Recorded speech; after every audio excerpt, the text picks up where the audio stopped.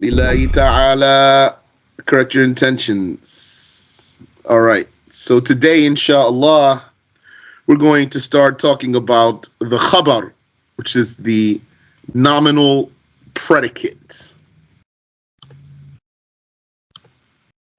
So we talked about al-mubtada, the initiated subject, which is the nominal subject. Why are we not just simply saying subject? Because Arabic has two types of sentences: nominal sentences and verbal sentences. So we need some words in our translation to differentiate between a subject of a nominal sentence and a subject of a verbal sentence. And likewise, the predicate of a nominal sentence and the predicate of a verbal sentence. We're now dealing with nominal sentences. So that means we need to talk about the nominal subject, which we did already. That's called mubtada, initiated or started subject. Yani, that's going to be a noun that starts the sentence. It's going to be a noun or what has the status of a noun. And we mean the infinitive, the particle with the verb together. The particle with the verb together, we learned already. The two of them, the infinitive particle with a verb, the two of them together merge like Voltron. Yani, they become together like a noun.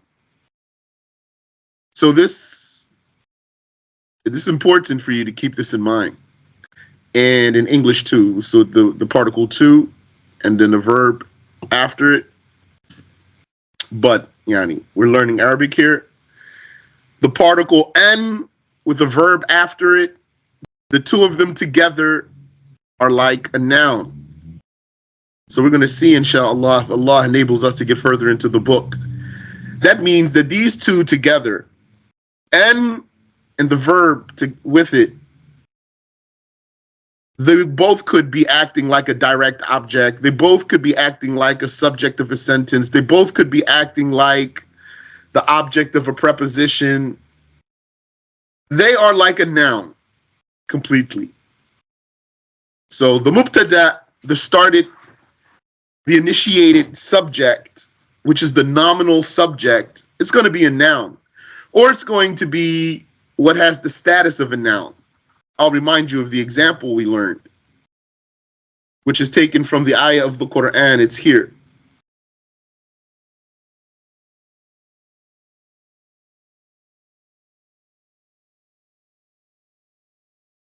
وَأَن تَصُومُوا خَيْرٌ لَكُمْ. Here, وَأَن تَصُومُوا. And that you fast, or and that you fast. So, and that's our infinitive particle. Or if we wanted to translate it to two, it's possible. And to fast is better for you.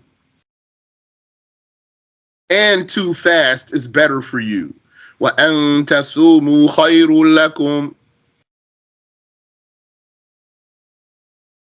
So to fast, the both of them together, they have the meaning of a noun altogether, which would be fasting. So the meaning is fasting is better for you.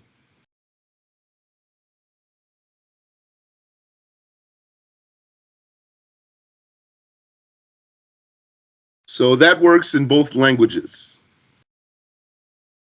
That's what we're going to call those two together. We're going to call that the infinitive. The infinitive.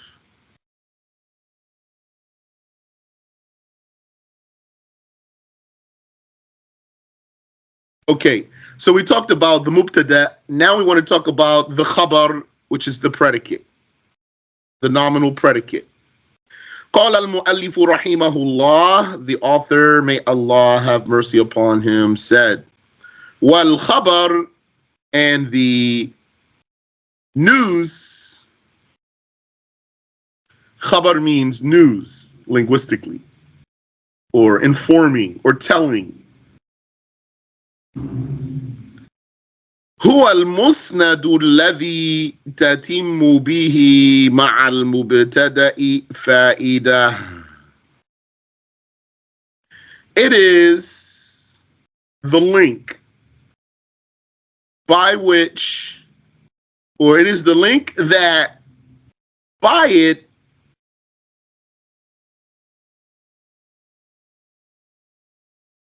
a point, fa'ida, a point is completed with the mubtada.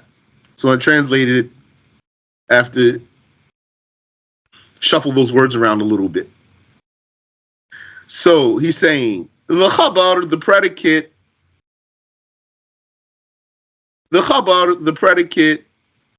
huwa, it is al-musnad, what is linked. It is the link, alladhi, which, bihi, yani tatimmu bihi ma'al mubtada'i fa'ida, bihi, by it, it is that link which, by it,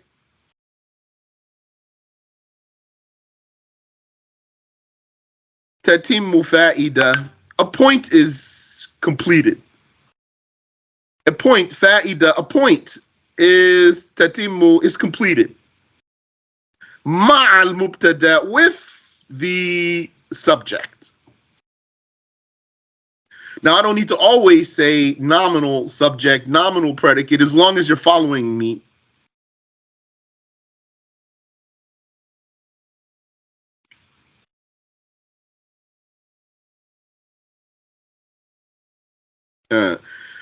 So that's the khabar. He says, فَخَرَجَ بِقَوْلِ الْمُسْنَدِ,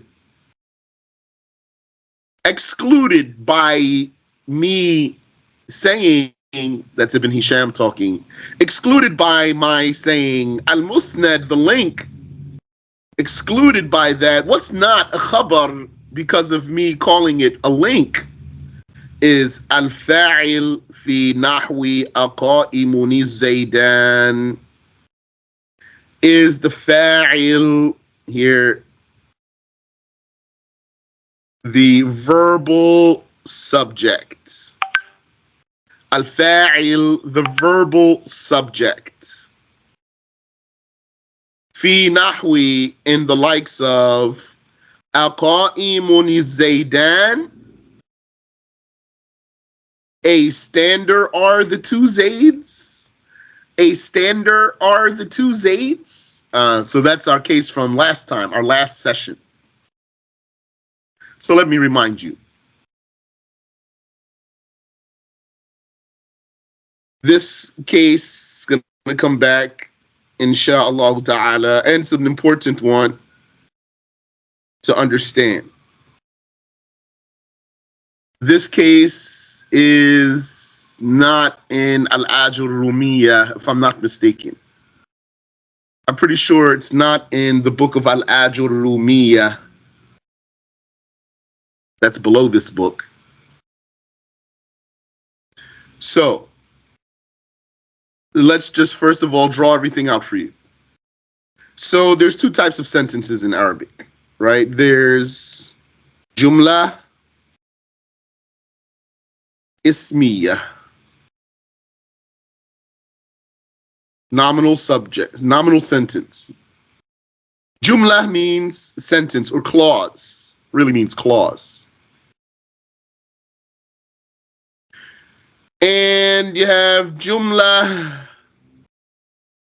fi'liya. Now, some of you, I know you can't speak Arabic yet, but you can look at the letters. You're following me in concept, and you can also read the letters. So you should be compiling vocabulary. Jumla, sentence or clause. Now, if I don't put the harakat on there, are you going to not know? Maybe that's your case. Jumla, there's a dhamma on the jeen, even if I don't write it there. So you should know that, inshallah, for the rest of your life. Jumla, even if the dhamma is not written there. So you have nominal sentence and you have verbal sentence. The word jumla itself here means sentence. Or it means clause. Really means clause though. But to say sentence is easier. And sometimes we'll need to say clause. If you don't know the difference between them, we can come back to that, inshallah. But for the most part, we're going to say sentence. So then when we say nominal, that's going to be for the ismiya part. And when we say verbal, that's going to be for the fi'liya part. The word jumla means sentence. Okay. Now a sentence needs always two parts, at least. That's what we're going to call in English subject and predicate. Subject and predicate. Okay. Let me move it over a little bit. Subject and predicate. Okay. Every sentence needs at least two parts, or else it's not going to be a sentence. Those two together, who can remind us, what do you call the relationship between the subject and the predicate in Arabic? What do you call the relationship between the subject and the predicate in Arabic? 5, 4, 3. Isnad, that's correct. Yes. So what makes them together is isnad. What makes them work together is their isnad, their link. Okay. So if you have two different types of sentences, then, and each sentence needs two parts, then what are the names of these two parts? That means there's 4 words we want to know now. 4 words. We are right now talking about nominal subject. Nominal sentence. We're now talking about nominal sentence. So then, what do you call the nominal subject? So if it's nominal here, we have this word nominal. If it's nominal subject, it's going to be called mubtada. Mubtada. I'm writing in English for your convenience. Mubtada is the subject. And the predicate's going to be called Khabar, news. Mubtada means started, and Khabar is news. So you start with something, you initiate something, and then you tell about it. If it's verbal sentence, then the subject of a verbal sentence is going to be called fa'il, doer. Fa'il, doer. We're going to call it, though, verbal subject.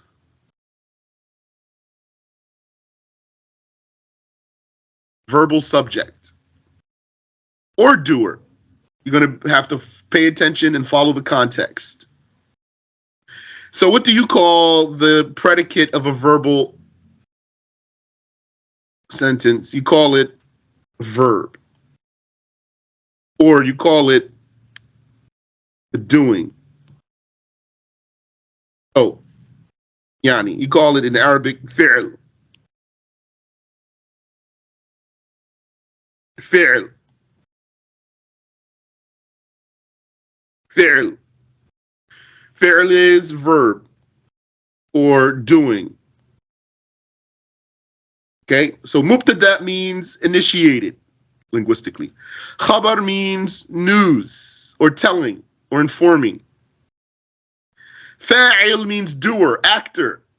And fi'l means doing or action. Okay. So now we got all these words right here, all these words straight. What is Ibn Hisham saying to us? He's saying, he wants to define for us here Khabar. Saying the Khabar, it is al-musnad. So he said, first of all, the Khabar is a musnad. It's a link. So Khabar is going to link to the mubtada. And isnad is going to be established between them. So to be able to make a point, to complete a point by the sum of those two words. So the Khabar, he's saying that's musnad, the musnad. So what's the mubtada then? The mubtada is going to be musnad ilayhi, musnad ilayhi, musnad ilayhi. That means link to, link to. So the Khabar, the predicate, is the musnad, it's the link, the linker that comes and links. And the mubtada, the subject, is what's linked to. It's the fundamental one that's waiting there to get linked to. So the mubtada is the musnad ilayhi, what's linked to. And the khabar is the musnad, it's the link that's coming to link to the subject. Okay.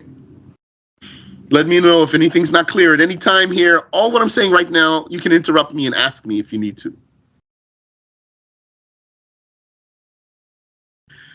So Ibn Hisham wants to tell us that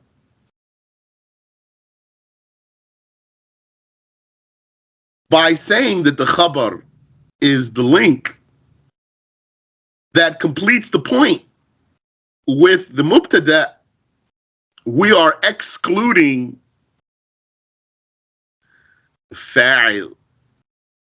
Fa'il. I'm afraid it's getting confusing. If you studied last time's lesson, inshallah, it's not confusing. All of those are available on YouTube.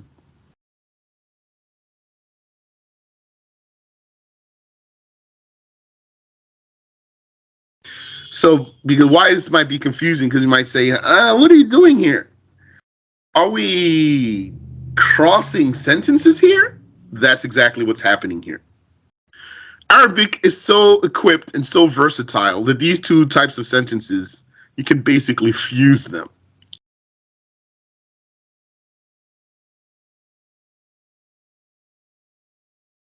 So if you fuse them, what you're going to get is a sentence that has here these two. It's one sentence that has basically two subjects, a mubtada and a fa'il. A mubtada and a fa'il. Now you might say, how's that? How are you going to have two subjects? You can't have two captains for a ship.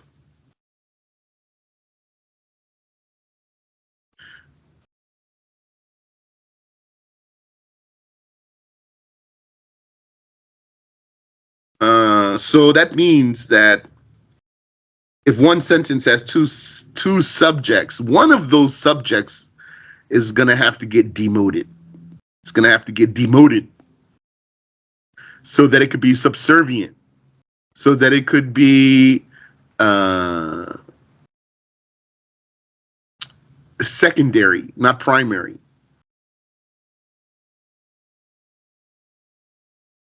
So what did Ibn Hisham say? He says here, wal khabaru, the khabar, the news,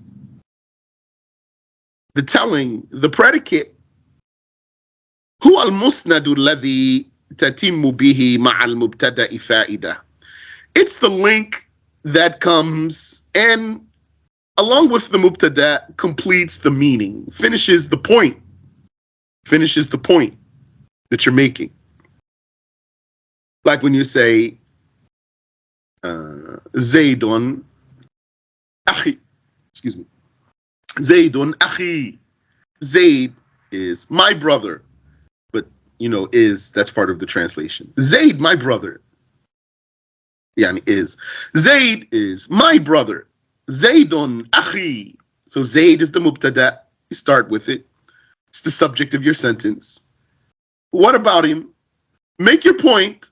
Akhi. He's my brother. Zaydun akhi. Zayd is my brother. So that's a mubtada and a khabar. You say, for example, Ibn Hisham gave us examples. Allahu Rabbuna. Allah is our Lord. Wa Muhammadun Nabiyuna. And Muhammad is our prophet. You might say, for example, Iblisu kafir. Satan is a blasphemer. La'natullahi alayh. So that's mubtada and khabar, subject and predicate. There's no verb in the sentence. Okay. Now, you know the way the scholars define things. They define things by process of inclusion and elimination. Inclusion and elimination. Whenever they want to define something, they're going to say, when we say such and such, that includes, or when we say such and such, that excludes, so that they can narrow it all the way down and come with a perfect definition. So he defined for us, and then he started including and excluding. First thing he did was exclude. We'll see if there's anything else here. He said, فَخَرَجَ. So excluded by this, the way we worded this definition, when Ibn Hisham says, Bikoli, by my saying musnad, by my calling the khabar a link, excluded by that is al-fa'il, is the verbal subject, the fa'il. Fi nahwi, in a sentence like, Aqa'imun Zaydan. A stander are the two Zayds. That's a rough translation there. I don't see that this sentence can really be translated into English. But that's my best attempt to approximate it for you. What happened there? Let's remind you. So here's Qa'im. That's an adjective. So it's a noun. Adjective is type of noun. There's only 3 parts of speech. It's even true in English. But they say 8 parts of speech. There's 3. So qa'im, it means stander. That means someone attributed with standing. So here's this noun, which happens to be an adjective. On the lookout for a predicate. He wants to play grammar. Doesn't want to play chess or checkers. He wants to play grammar. So he's out and he says, man, is there anyone who wants to play grammar? What do you call? And then he comes across as Zaydan, which is also a noun. In the dual form, here it's not a condition that it's in a dual form. Our example of using a dual form is not a condition. Dual form is not a condition. So he comes to this other noun. It says, hey Zaydan, you want to play grammar? So Zaydan says, sure, I'm pretty good in grammar. What you want to play? Who you want to be? So Qa'im says, I want to be a subject. You can be the predicate. So Zaydan really, though, has other plans. He says, oh, you want to be a subject. And you want me to be a predicate. So as Zaidan says, well, I can be a subject. If you give me a verb, I can be a subject. Or if you give him a khabar, he can be a subject. So I can be a subject. Let me be the subject. So Qasim says, la, la, la, it's my idea. Let me be the subject. You be the predicate. So as Zaidan says, well, I have a condition then. If you want to be the subject of this sentence, I have a condition. Rely on a question or rely on a negation. Rely on a question or rely on a negation, and you can be the subject of the sentence. So Qasim says, give me a hamza right there. There's a hamza. Hamza's for a question. I'll rely on this question right here. That's fine. Here's a question. Here I am. Here's my hamza. Now, come on. Be the predicate. And then Zaidan comes and he says, actually now, look how good I am at playing grammar. Now you're going to be my predicate and I'm still going to be the subject of the sentence. I'm going to be the subject of this sentence and you're going to be my predicate, but you can keep your name. You can still be called mubtada. Keep your name and be a mubtada. And you can tell all the people that you're the subject of a nominal sentence. Now, I'm going to commandeer this entire sentence and I'm going to be the subject. And I'm going to make you my predicate. And then Qasim says, wait, how can this be? I'm a noun and I'm a subject. How could you be a subject if I'm the subject? So as Zaidan says, that's because, see, you didn't know how good at grammar I am. You are a noun, that's true, but you are an adjective. And I am a full-blooded noun. Checkmate. Now, as a full-blooded noun, I can stand behind you and use you like a verb if you rely on a question. If you rely on a question, or if you rely on a negation, now I can use you like a verb because you are an adjective, and adjectives have the meanings. Adjectives mean like verbs. You are a noun, but because you're an adjective, compared to me, you're kind of verby. You're kind of verby. I'm completely nounal. So now I'm going to commandeer this sentence, and now you're going to tell about me. I'm not going to be the one telling about you. You're going to be the one telling about me. I guess you don't know how to play grammar as well as me.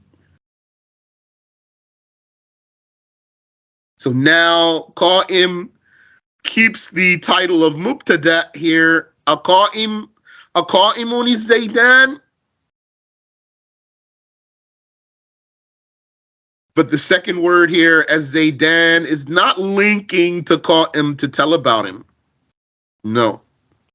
Rather, as Zaidan here has commandeered the sentence and flipped it on Qasim and made Qasim tell about him. So now Qasim became who's telling on someone. Qa'imun is Zaidan. And so the meaning of the sentence approximately is, a stander are the two Zaids. And two Zaids is the subject of the sentence, not stander.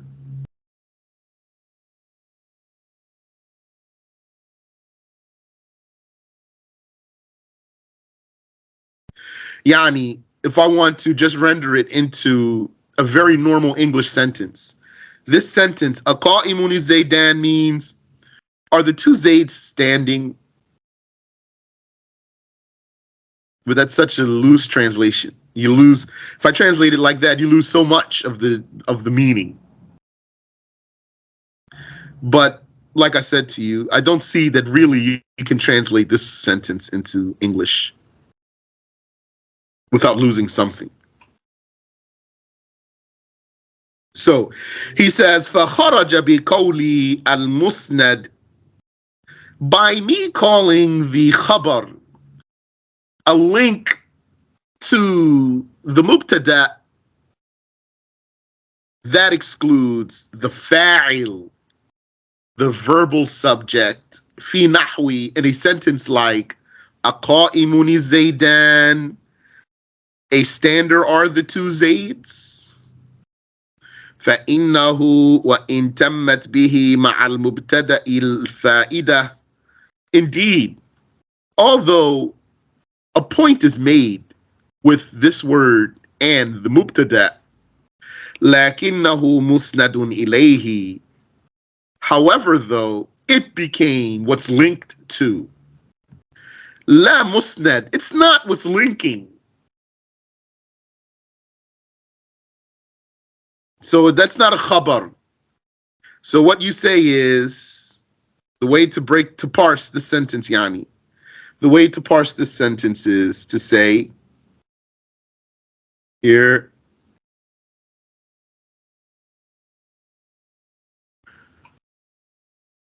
al-hamza, the hamza is lilistifham, is for inquiring. It's for a question. Qa'imun is mubtada. Nominal subject. Marfu', in a state of rafa', of course. And az-zaydan is fa'il, not khabar. Fa'il. But you say fa'ilun sadda masadda al-khabar. Fa'ilun sadda masadda al-khabar. Fa'ilun sadda masadda al-khabar. You say وَالزَّيْدَانِ فَاعِلٌ سَدَّ مَسَدَّ الْخَبَرِ. That means it is a verbal subject that fills the space of a predicate. Not that it is a predicate, it fills the space of a predicate. A verbal subject that fills the space of a predicate. A verbal subject that fills the space of a predicate.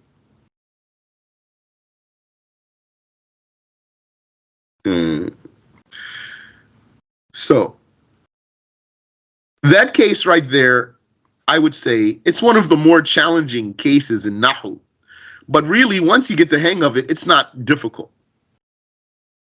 Just might be new for you, so that you need to wrap your mind around it. Once you wrap your mind around it, it will become just as easy as everything else, inshallah.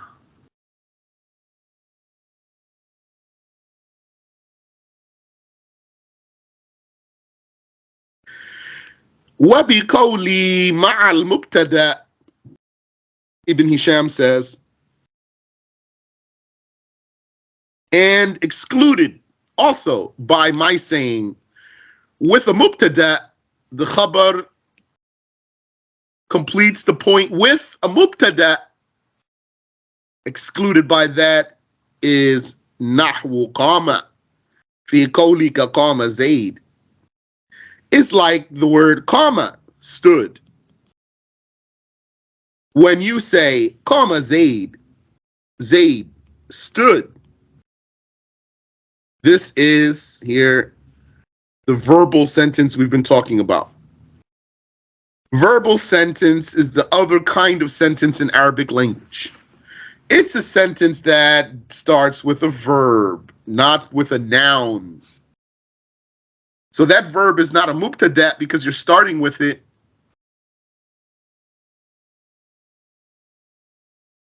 Rather, that verb is going to just maintain its name. Verb. We're going to usually call that verb, or we're going to call it doing.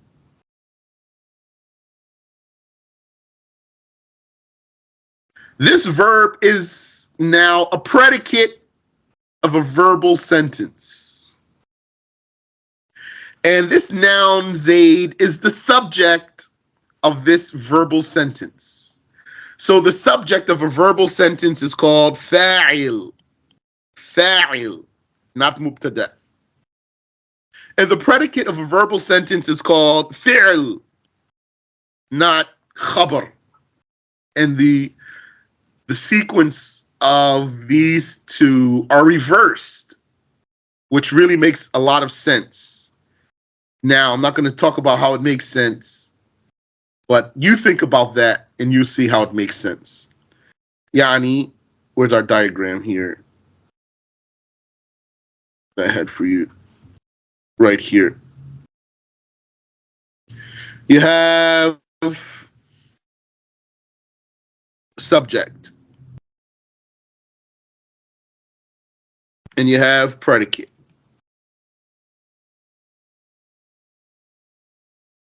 Okay. Subject and predicate. But you have two types of sentences. So what they're going to call the subject in Arabic is here. See if I can squeeze this in here. This one is musnad ilayhi. And predicate is musnad. So those are the words they use in Arabic. In other words, they have two types of sentences in Arabic. So are there common words for both types of sentences? Yes. The common words are musnad ilayhi and musnad.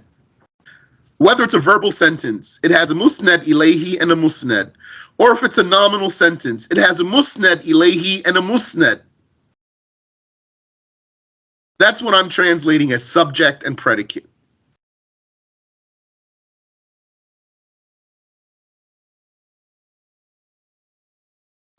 So in one type of sentence, the subject comes first and the predicate comes second. In the other type of sentence, the subject comes second and the predicate comes first. That really makes complete sense. It's very logical, reasonable, rational. If you don't want to use the word logic, it's rational, very rational. Arabic is extremely rational. Arabic is very intellectually consistent to a very far degree. Arabic is so rationally consistent that exceptions to the rule are, let's say, peculiar. Arabic is so rationally consistent that exceptions to the rule are peculiar. Not like English. Exceptions to the rule in English are not peculiar. Exceptions to the rule in English are normal. Isn't that weird? How can an exception be normal? It's like, what do they call that? Like calling someone a big shrimp.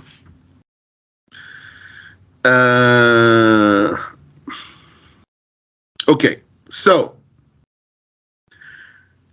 Ibn Hisham is saying to us, he says here,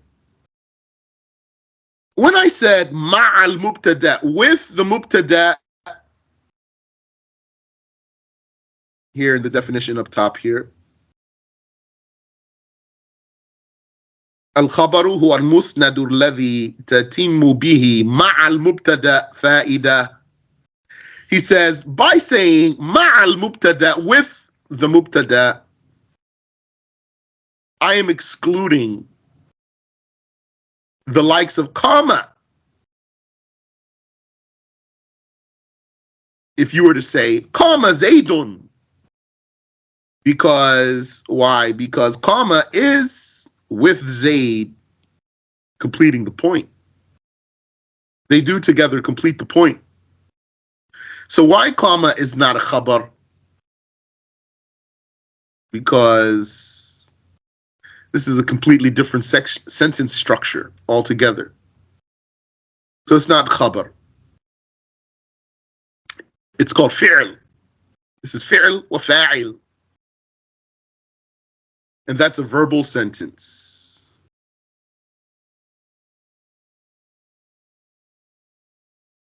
Any questions so far?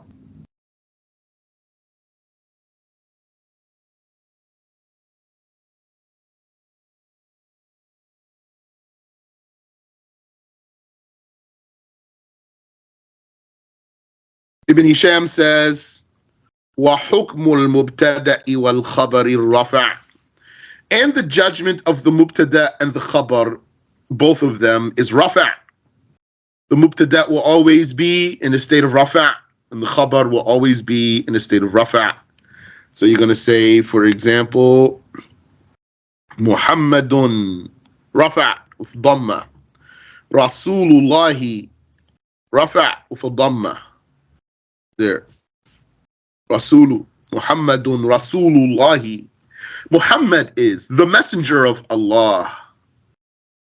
Subject and predicate. Mubtada wa khabar.